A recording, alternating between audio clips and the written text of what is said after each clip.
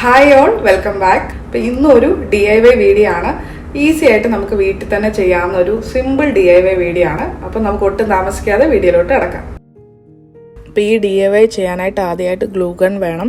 പിന്നെ ഇതുപോലൊരു ജൂട്ടിൻ്റെയോ അല്ല എന്താണേലും ഒരു റോപ്പ് വേണം. അപ്പം ഞാൻ സാധാരണ ജൂട്ടിൻ്റെ റോപ്പാണ് എടുത്തിട്ടുള്ളത്.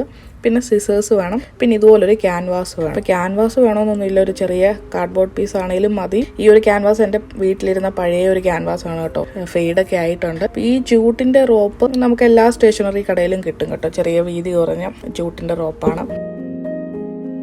ആദ്യം തന്നെ നമുക്ക് ഈ ഒരു ചെറിയ ജൂട്ടിൻ്റെ റോപ്പ് എടുത്തതിന് ശേഷം അത് ചെറിയ ചെറിയ പീസായിട്ട് കട്ട് ചെയ്ത് എടുക്കാം. അപ്പം നിങ്ങളുടെ ഇഷ്ടത്തിന് കട്ട് ചെയ്യാം. ഞാനപ്പോൾ ഇതാ ഈ ഒരു ലെന്തിൽ കട്ട് ചെയ്തെടുക്കുവാണ്.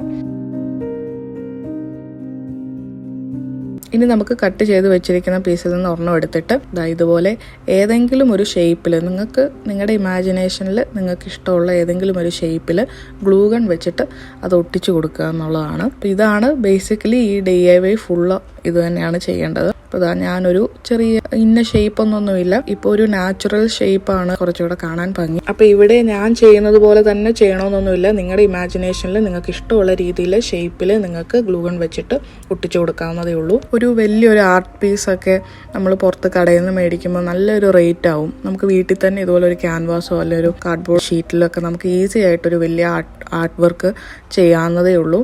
നമുക്കിത് വലിയൊരു ക്യാൻവാസിൽ ചെയ്ത വലിയൊരു ആർട്ട് വർക്കായിട്ട് നമുക്ക് വീട്ടിൽ ഹാങ് ചെയ്യാവുന്നതാണ്.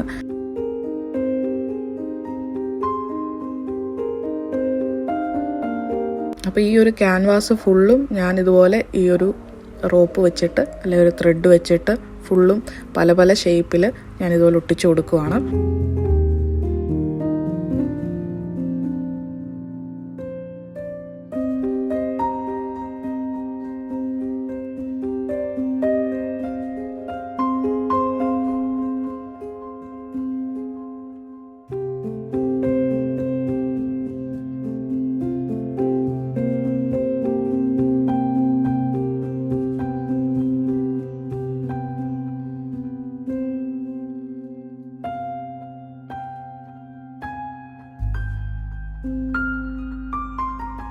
അപ്പോൾ ഈ ക്യാൻവാസ് ഫുള്ള് ഞാൻ പല രീതിയിൽ പല ഷേപ്പിൽ അത് ഫുള്ള് ത്രെഡ് വെച്ച് ഗ്ലൂ ഗൺ വെച്ച് ഒട്ടിച്ച് കൊടുത്തിട്ടുണ്ട്. ഫുൾ കവർ ചെയ്തിട്ടുണ്ട് പല പല ഷേപ്പിൽ. ഇനി നമുക്ക് പെയിൻറ് ചെയ്യാം. അപ്പോൾ പെയിൻറ് ചെയ്യാൻ ഏത് കളർ നിങ്ങൾക്ക് ഇഷ്ടമുണ്ടോ അതെടുക്കുക. അപ്പോൾ ഞാനൊരു ന്യൂഡ് കളറാണ് എടുത്തേക്കുന്നത്. ഇത് ഞാൻ ഈ ഒരു 3 കളർ വെച്ച് മിക്സ് ചെയ്ത് ഉണ്ടാക്കിയെടുത്തതാണ്, വൈറ്റും ബ്രൗണും യെല്ലോയും കൂടെ. അപ്പോൾ എനിക്കൊരു ന്യൂഡ് കളർ വേണമായിരുന്നു, ന്യൂഡ് ഷെയ്ഡിൽ മതിയായിരുന്നു.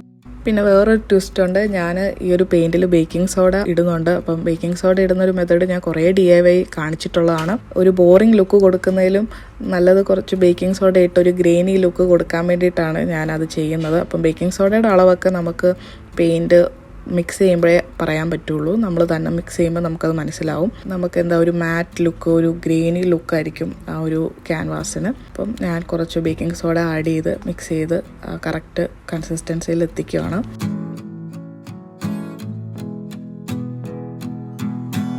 ഇനിയും ലാസ്റ്റായിട്ട് പെയിൻറ് ചെയ്യുവാണ്. അപ്പോൾ പെയിൻറ് ചെയ്യുമ്പോൾ കുറച്ച് ഡിഫിക്കൽട്ട് ആയിരിക്കും, കാരണം ഈ ഒരു ജൂട്ടിൻ്റെ ത്രെഡ് ആയതുകൊണ്ട് തന്നെ അതിൻ്റെ നൂലൊക്കെ ഇങ്ങനെ ഇളകി വരുന്ന പോലെയൊക്കെ നമുക്ക് തോന്നും. പക്ഷെ പെയിൻറ് ചെയ്ത് കഴിയുമ്പോൾ അവസാനത്തെ ലുക്ക് കാണാൻ അടിപൊളിയായിരുന്നു. ഇനി പെയിൻറ് ചെയ്യുക എന്നുള്ളത് മാത്രമേ ഉള്ളൂ. അപ്പോൾ പെയിൻറ് ചെയ്തിട്ടുള്ള ഫൈനൽ ലുക്ക് ഞാൻ കാണിച്ചു തരാം.